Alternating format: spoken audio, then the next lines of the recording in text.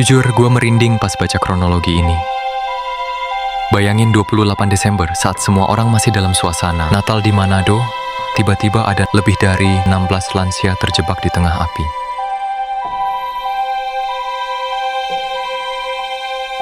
Tapi ada yang aneh, bukan cuma soal apinya, tapi soal apa yang terjadi tepat sebelum itu. Katanya, ada pintu yang nggak bisa dibuka. Dan kenapa tetangga dengar suara gaduh 1 jam sebelum asap muncul? Kita bedah datanya, lo yang nilai sendiri.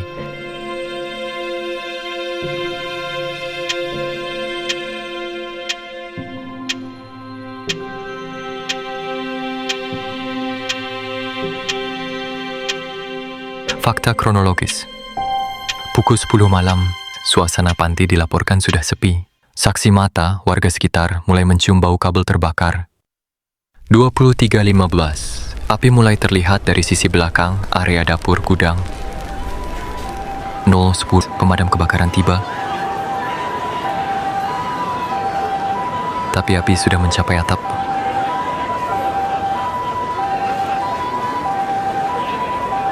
Proses evakuasi dramatis. Relawan harus menjebol jendela dan sebagian menggunakan tangga menaiki tembok bagian belakang panti karena berpacu dengan waktu dan api, karena kunci gerbang utama tidak ditemukan di tempat biasanya.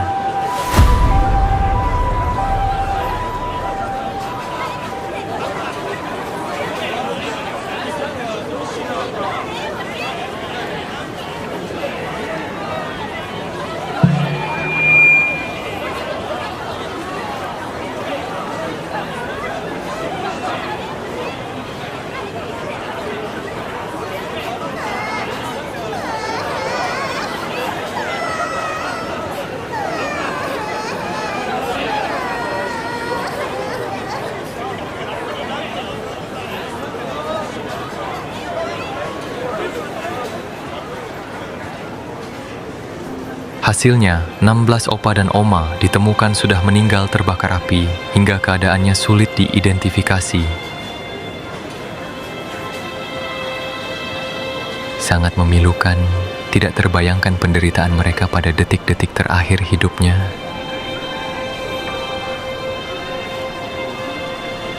Kebanyakan dari mereka tidak mampu berpindah sendiri tanpa bantuan orang lain. Artinya, pasrah saat api melahap, tangis dan ketakutan. Entah nama siapa yang terakhir di bibirnya.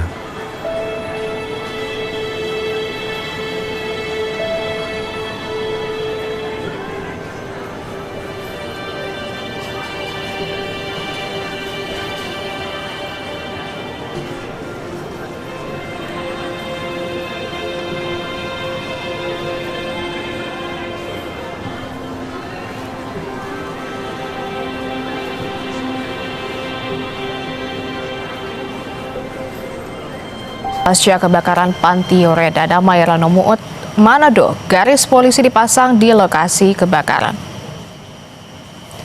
Seperti inilah kondisi terkini gedung Panti Oreda Damai Rano Muut, Manado yang terbakar semalam. Lokasi kebakaran sudah diberi garis polisi. Keanehan di lapangan. Sistem penguncian ganda. Berdasarkan laporan lapangan, pintu akses utama terkunci dari luar. Standar prosedur panti biasanya menjaga akses tetap mudah dibuka untuk keadaan darurat. Kenapa malam itu berbeda?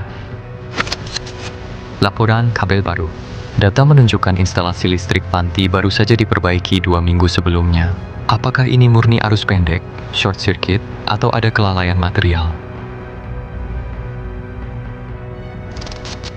Kesaksian suara keras. Beberapa warga melaporkan mendengar argumen atau suara barang jatuh sekitar jam 9 malam, 1 jam sebelum bau asap. Ini belum terkonfirmasi oleh polisi, tapi menjadi pembicaraan hangat di komunitas lokal.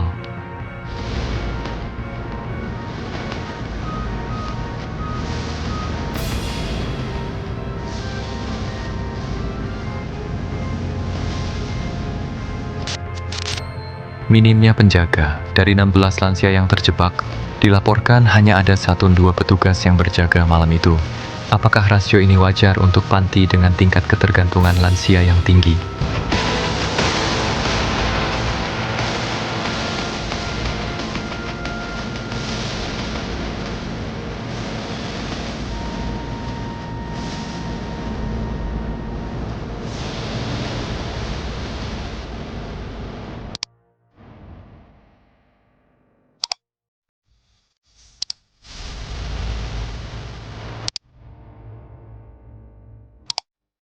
Gue coba cek ke situs resmi damkar dan laporan kepolisian setempat.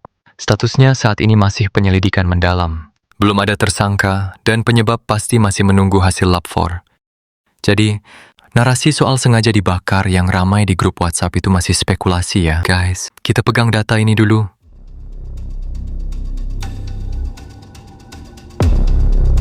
16 jiwa itu bukan cuma angka. Mereka punya keluarga, mereka punya cerita. Tragedi Manado ini jadi pengingat pahit soal standar keamanan tempat penampungan orang tua kita. Apakah kita sudah cukup peduli atau kita baru teriak pas apinya sudah padam? Menurut kalian, dari 4 keanehan tadi, mana yang paling nggak masuk akal? Atau ada yang tinggal di sekitar Manado dan punya info lebih valid soal kejadian semalam? Tulis di kolom komentar, kita diskusi sehat di sini. Dan buat keluarga korban, doa terbaik buat kalian semua.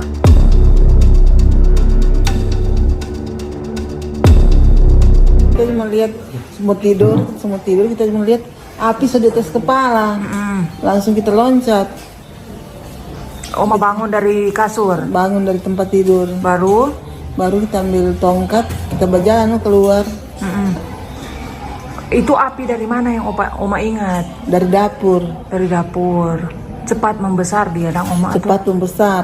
Kong Oma sudah panggil teman-teman yang lain untuk keluar atau bagaimana? So, dorang dulu keluar lebih dulu. Peristiwa kebakaran tadi kita ada tidur toh sama batu sudah bangkit toh. Kok ada orang tutup pintu tuh, penjaga suami tutup pintu. Jiwa bangun. Dia bilang bangun. Pikir mau bangun di mana lain, tapi kita mau lihat dan cahaya di luar, cahaya apa? Kok kita buka pintu, tadi aduh kebakaran. Kok kita keluar pakai tongkat, terus kita berjalan pelan. Syukur itu Pak Penatu ada, dia terus tolong lihat. Kalau Pak kita ada